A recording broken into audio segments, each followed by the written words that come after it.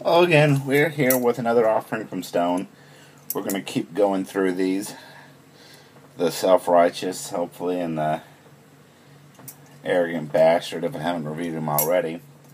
This is the Ruination IPA. This is, I believe, Stone's most bitter beer. Well over 100 IBUs. So let's try this big boy out. This is probably a fairly quick review, as I don't want to drink this very fast, and so I'll probably just let you see what it looks like, sample it, and then talk for a bit. And isn't it striking as you watch these? This is why I think I pour these. I think it's just so striking to look at how quality beer looks. Just the bubbles look different.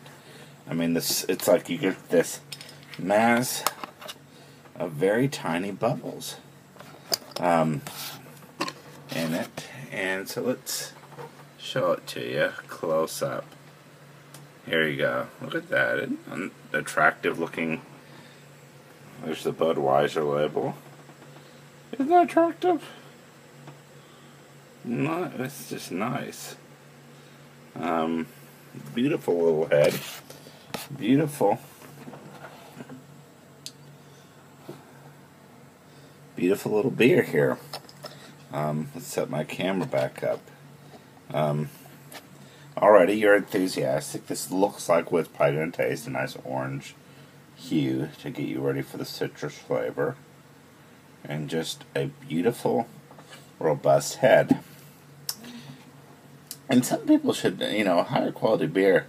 Again, I don't know if it's true. You can tell the body of a beer and think about it from, how the glass streaks and things. But it certainly seems that way from these reviews, doesn't it? And I think if you, for instance, had, Bud and Yingling next to each other, you could see which one's the higher quality beer. You can just see it. And this looks like a really high quality beer from the way the head is evaporating from the tiny bubbles. Just an attractive looking beer. So here we go. Let's try our first little sip.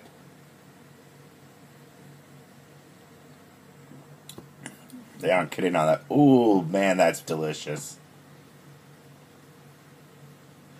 That's delicious. First sense is bitter, and then just this gorgeous flavor grabs you.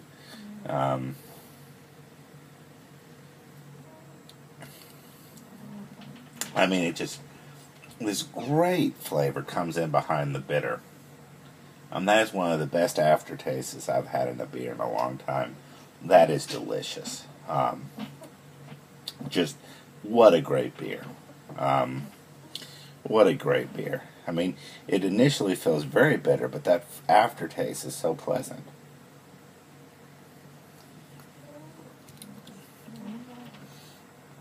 I mean, it just tastes like hop, but it's just this wonderful orangish hops flavor you've got here. This is a real triumph. This may be the best Stone I've reviewed here yet. I'll have to compare it to the Self-Righteous and Arrogant Bastard, but this is better than the standard IPA. Costs more, though. This was about again, we talk about cost. We always want to pay attention to that. I think this bottle costs $6.99. The other one costs $4.69, and that's a 22-ounce bottle. So this is an expensive beer. But you should go out of your way to try this one. This is worth going for. Man. Just, I mean, so bitter, but so delicious. I mean, they've really got an assault of flavor going on there. This is just a great IPA.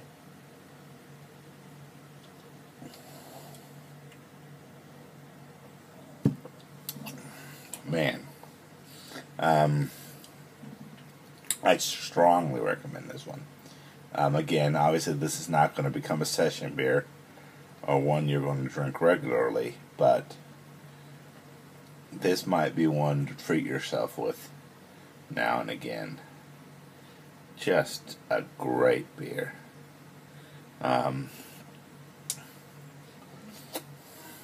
Truly what an IPA should be.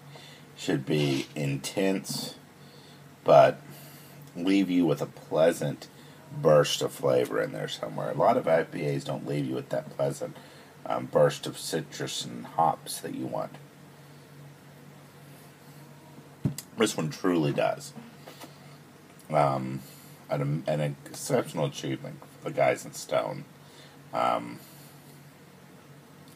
Buy everything Stone makes. It's all worth trying. If you ever see it on sale, buy it, snap it up. Don't hesitate. I won't lead you astray.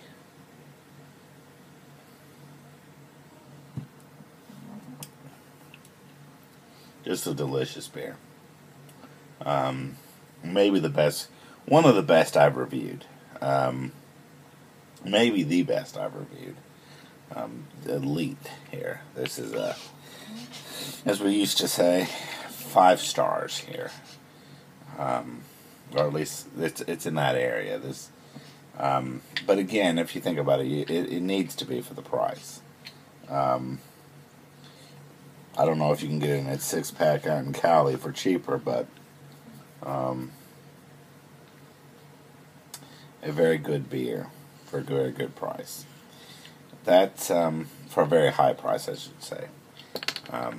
But man, that's worth trying. This is one to kind of, have some friends over. If you're beer lovers, pour this around and I'll sample it. Just delicious. Man.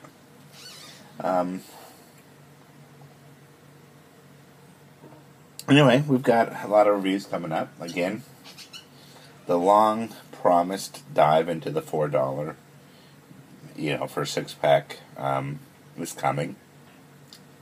We're waiting for Bud Select and Bud 55, Select 55 to go on sale because they're coming. We're not going to leave those two out of here. Miller High Life Light is coming. All those are coming.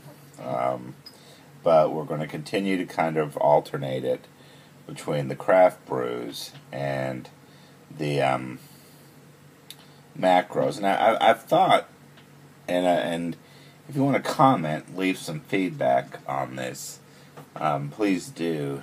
The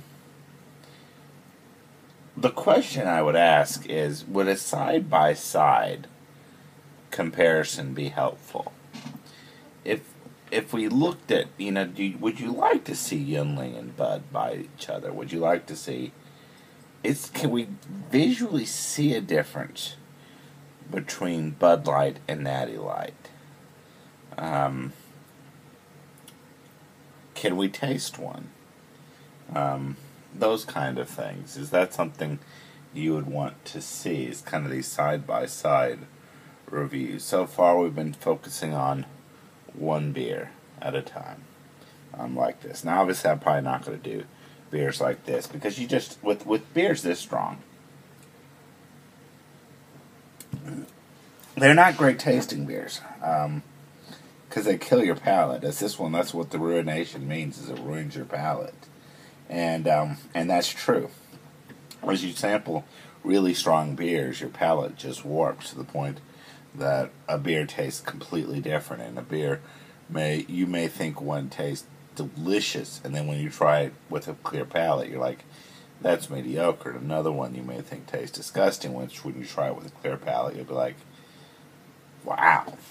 I may have tried this once with an ugly palate. So something to be considered as we go through on that, is that we won't do that. But leave your feedback on that. And I'll be back with more beer, and from cheap to expensive. We review it all. There's no beer too big, no beer too small. We'll review them all.